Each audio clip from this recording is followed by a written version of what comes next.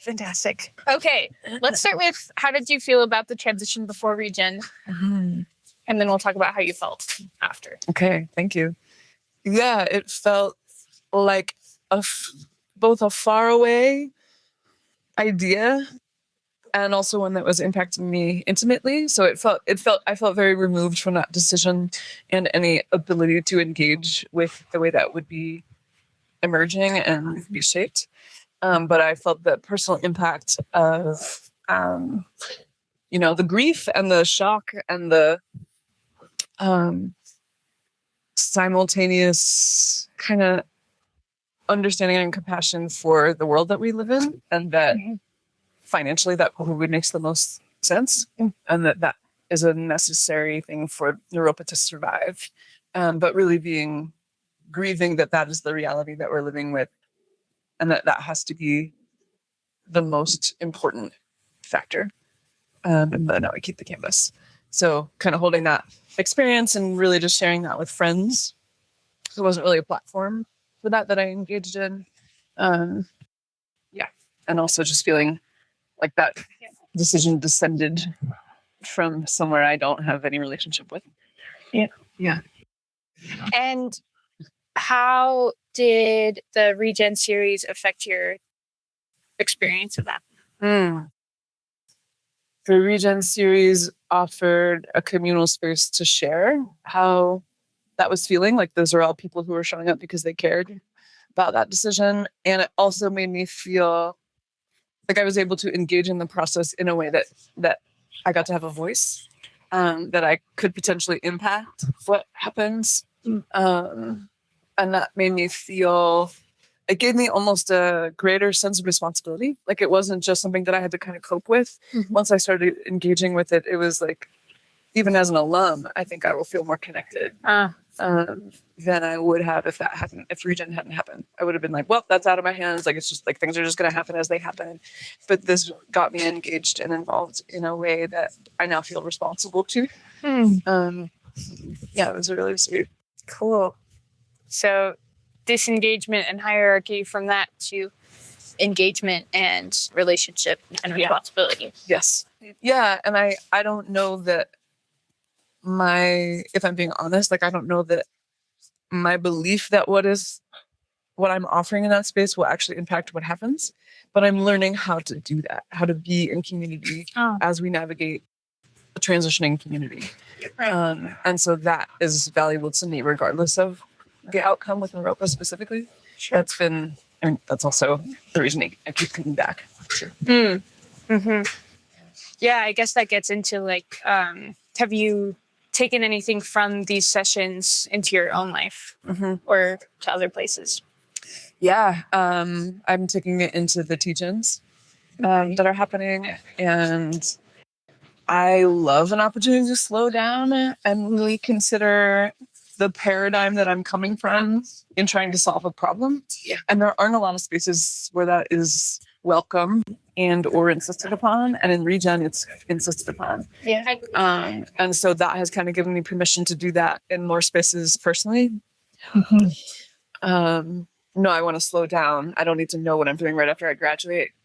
I want to slow down and like actually bring the pieces together and look at different ways of thinking about it. Yes. Instead of the prescribed way.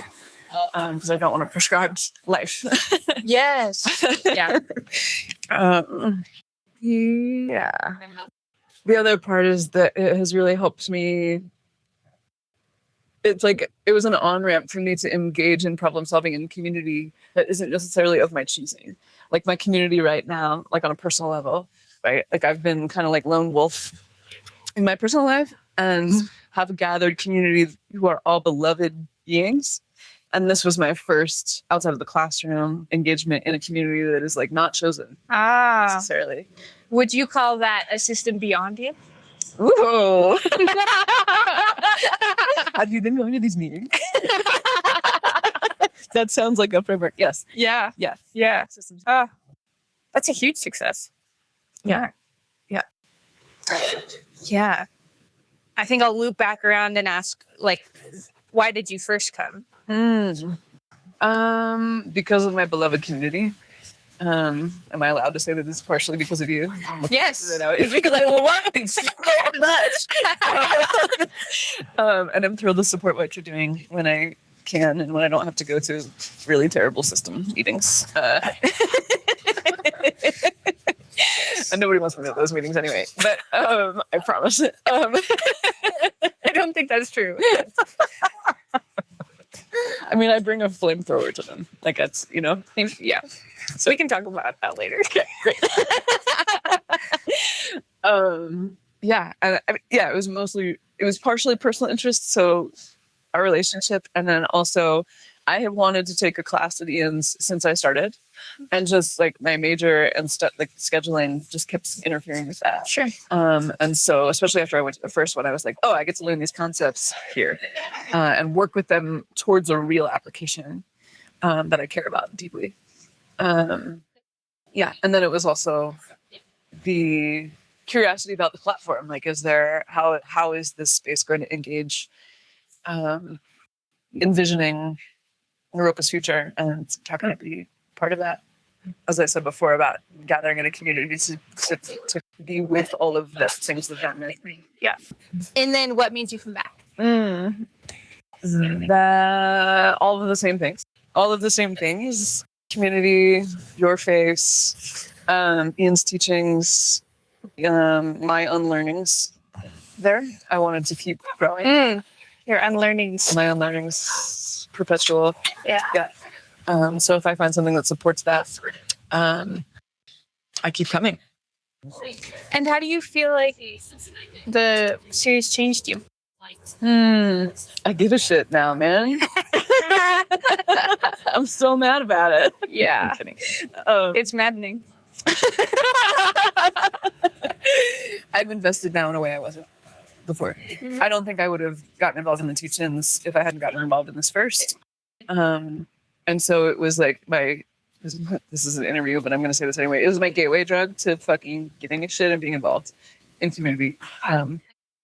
And yeah, I mean, being in community has changed me in, I don't know, learning how to be a social animal again. And then the frameworks I mentioned changed my personal life and how I solve problems and approach the idea of solving problems in the first place, and just try to take a look at the paradigms that I'm coming from as I'm moving through my life.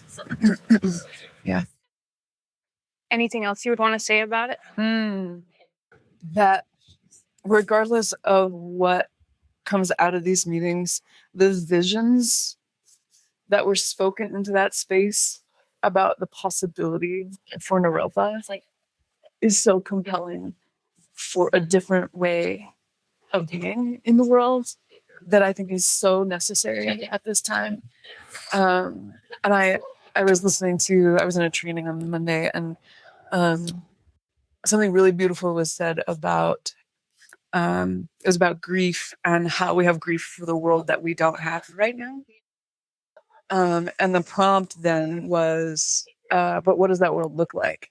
And this was a virtual thing. So everybody's dumping in the chat 1,000 things what these look like. And it was just gorgeous. I have goosebumps, like just seeing it all. And that person was like, as long as we can remember, as long as we can vision, it's still possible. Once we lose that imagination for it, we will not be able to find our way back. And so Regen is a space to imagine and remember together and vision together and try to find a way there. I'm really profoundly grateful for that. Yeah. There's like goosebumps down my whole body. That's beautiful. Thank you so much for how much you showed up. Yeah, that really means a lot to me. And it really enriched the space. Yeah, your presence is just so abundant.